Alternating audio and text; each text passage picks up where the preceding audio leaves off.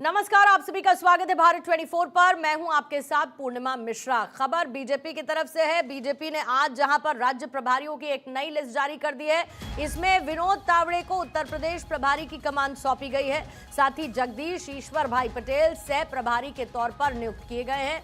इसके अलावा सतीश पुनिया को पंजाब का प्रभारी बनाया गया, तो तरुण चुग को गुजरात का प्रभारी बनाया गया है। ये जिम्मेदारी उन्हें दी गई है।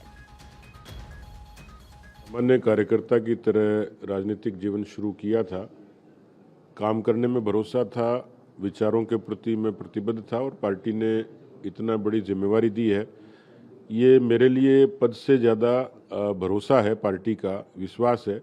मेरी कोशिश रहेगी कि इस विश्वास को मैं कामयाब करूं।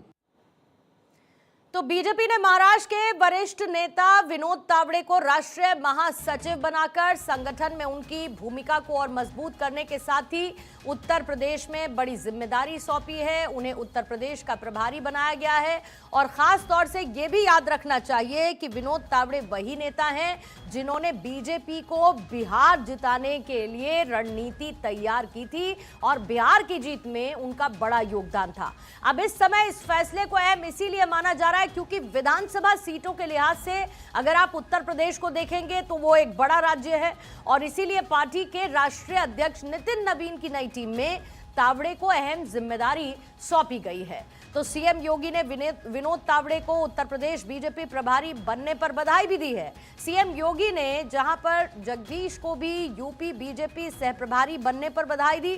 सीएम योगी ने कहा, पूर्ण विश्वास है कि उत्तर प्रदेश की संगठनात्मक शक्ति मजबूत होगी और आप दोनों के अनुभवी मार्गदर्शन से नई दिशा और गति मिलने वाली है।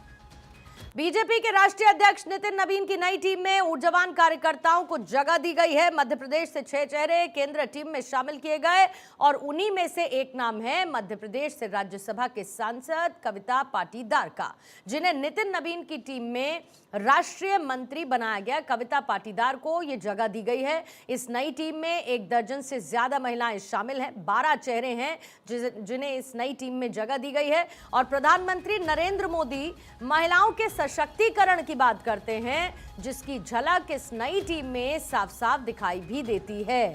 अब कविता पाटीदार से भारत 24 के संवाददाता गौरव मिश्रा ने खास बातचीत की है। हमारे साथ बातचीत करने के लिए कविता पाटीदार जी हैं। राष्ट्रीय मंत्री बनाया गया है और कल जिस तरीके से लिस्ट आई, अगर उस लिस्ट की बात करें, 1 दर्जन से ज़्यादा महिलाओं को उसमें प्राथमिकता दी गई है। प्रधानमंत्री नरेंद्र मोदी की जो दूरदर्शी सोच है वो उस लिस्ट में साफ झलक रही है। सबसे पहले तो आपको बधाई। और ये जो नया दायित्व मिला है, इसे किस तरीके से आप देखते हैं और इसमें महिलाओं की भागीदारी जो भारतीय जनता पार्टी कहती है, प्रधानमंत्री जी कहते हैं, साफ दिखाई दे रही है। बिल्कुल आपने सत्य कहा। माननीय प्रधानमंत्री जी अगर महिला सशक्तिकरण की बात करते हैं तो उनके योजनाओं में भी वो झलक देखने को मिलती है और कल जो माननीय राष्ट्रीय अध्यक्ष जी की नई टीम घोषित हुई है उसमें भी वो साफ दिखाई दे रहा है। भारतीय जनता पार्टी एकमात्र पार्टी है जिन्होंने बहनों के नेतृत्व पर विश्वास भी किया है और उन्हें अवसर भी दिया है। मैं बहुत खुश हूँ और धन्यवाद देती हूँ कि मेरे जैसी छोटी कार्यकर्ता को आज इतनी बड़ी जिम्मेदारी दी है। मैं हमारे राष्ट्रीय अध्यक्ष माननीय नितिन नवीन जी को, हमारे प्रधानमंत्री माननीय मोदी जी को, माननीय गृह मंत्री आदरणीय अमित शाह जी को, हमारे मुख्यमंत्री डॉक्टर मोहन यादव जी को, हमारे प्रदेश अध्यक्ष जी हेमंत जी को मैं बहुत धन्यवाद देती हूँ कि ये महत्वपूर्ण जिम्मेदारी के लायक उन्होंने मुझे समझा।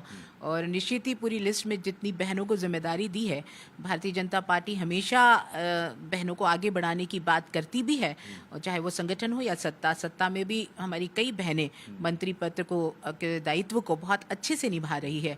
तो ये पार्टी की सोच और भाव इससे स्पष्ट नजर आते हैं। बहुत बहुत धन्यवाद भारत 24 से बातचीत करने के लिए। कैमरामैन परवेज के साथ गौरव मिश्रा, भारत 24 दिल्ली।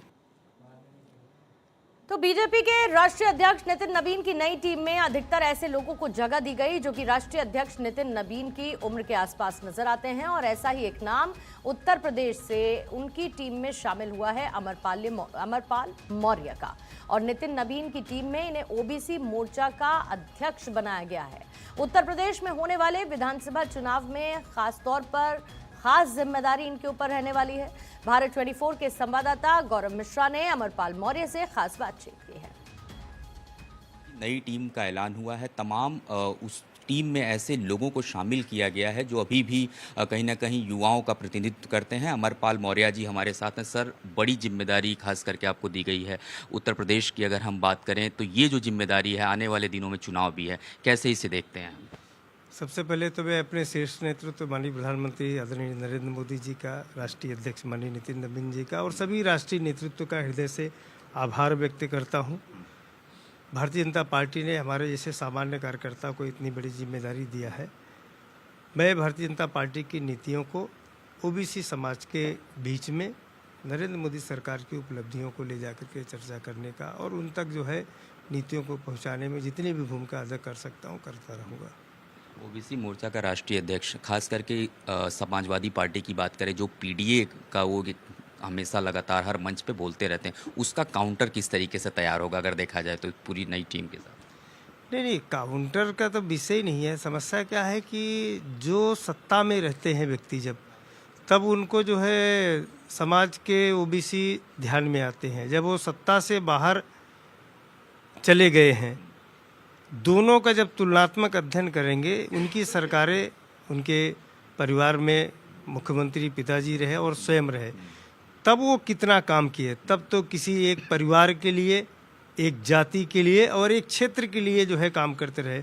जब वो सत्ता से बेदखल हो गए तो पीडीए की बात करने लग गए।